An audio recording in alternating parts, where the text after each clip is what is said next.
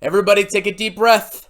Everybody take a knee. Everybody take a step back. The world is not ending. Credit Suisse, a major Swiss bank, has just had a quote-unquote bailout from the Swiss central bank. Let's talk about what's going on. So Credit Suisse is a, shall we say, very scandal-ridden company. There's been so many scandals with Credit Suisse. I can't even name them all. I've got a list right here, and I covered that in a previous video in a little bit more detail, but we've had a chairman resign in 2022. We had some embezzlement and fraud going on in 2021 for Mozambique tuna bonds. I mean, you can't make this stuff up, okay? They had massive scandals with clients' money where they lost tons of money. Tons, billions of dollars. Archegos, disaster after disaster after calamity has hit this bank. And you can see that their stock price basically reflects these calamities. It's gone down and down and down and down and down.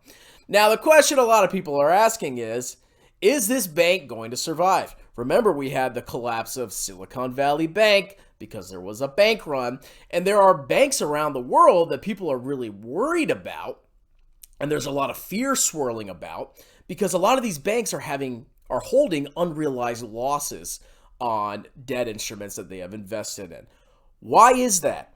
Very simply, when interest rates go up, bond prices go down. And when a bond price goes down, well, if you're holding it to maturity, you're not going to lose any money, right? Theoretically, I mean, opportunity cost. But if you decide to sell a bond that you've bought before interest rates rose, and other bonds of the same maturity and risk value and the same risk are paying more, the price of your bond is going down. It will be lower, and you will lose money if you have to sell that bond.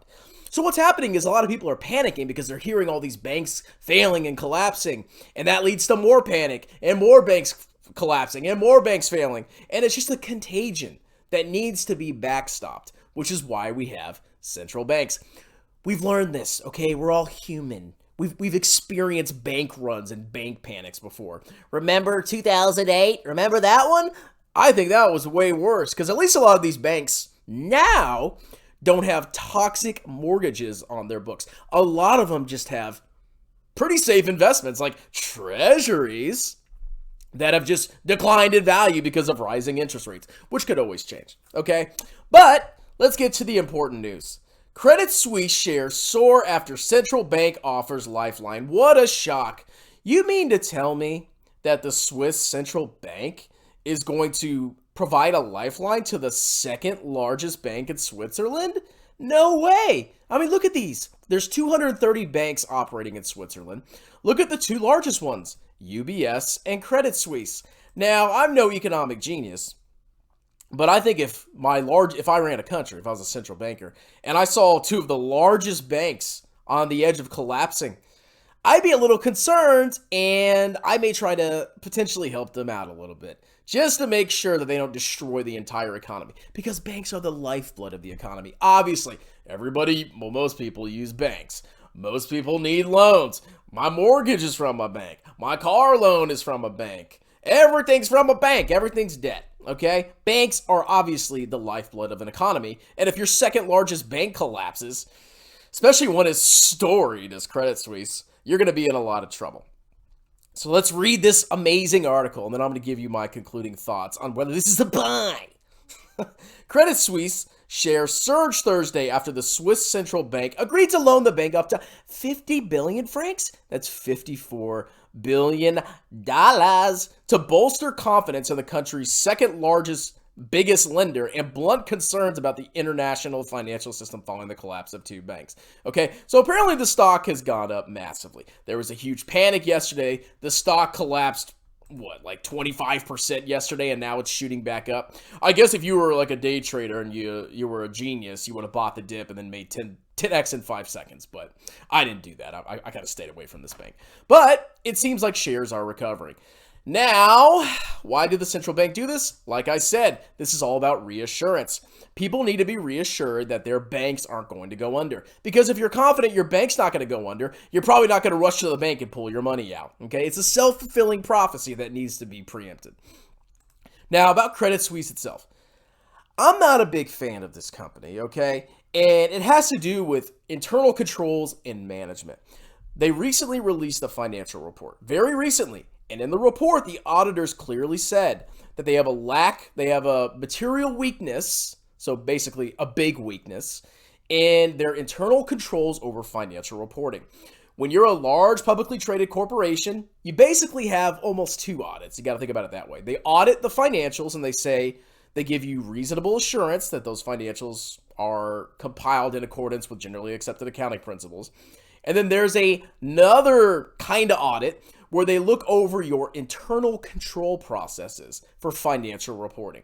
Because companies should have some kind of internal control process where they have processes and procedures in place to make sure that their accounting transactions are properly recorded, properly categorized, properly presented, okay? You can have weaknesses in your internal controls, but still not have material misstatements in your financial statements. Credit Suisse's recent report, the auditor said they had material weaknesses. Now, exactly what they are, I have no idea. But I am not shocked a company like this is going to have some problems with internal controls over financial reporting. Why? Because they've been plagued by scandals, massive scandals. You could go to this article right here in The Guardian. It's actually a great compilation of all the clownery that Credit Suisse has been engaged in. I mean, it's like, you couldn't even be more of a scam bank if you tried, okay? I would not bank with this bank, but whatever. I use USAA. You jealous, bro?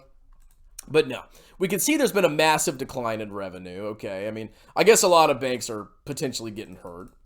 And most recently, they had a negative 48% profit margin. So they've been losing money on the accrual basis of accounting for the last 2 years.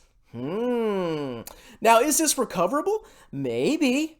I don't know. But there is a lot that needs to be fixed. Now, the ideal bullish scenario is Credit Suisse, they finally wake up and they finally say, hey, we're sick of being clowns. We're sick of all the scandals. We're sick of causing drama. We're sick of losing all our clients' money in clownish investments. Hey, let's fix ourselves. Let's fix our internal controls. Let's stop making horrible investments. And let's start becoming a great profitable company again. That's entirely possible. Or all the stuff that's been happening in the past, all these clownish incidents, corporate espionage, spying on people, it can continue. And this company, while it won't go bankrupt, you may not see the returns that you're wishing. And a stock that went down 71% can continue to go down. Just go Google tattooed chef and you'll know exactly what I'm talking about. So that's my thoughts. I'm not touching this garbage. I'd rather buy VT, obviously. But even if I was a gambling man, I don't know. I mean, you can make money on this, maybe. But this company is just nasty. Like, this is a very tainted company. That's my thoughts. Let me know your thoughts in the comments. Have a wonderful day.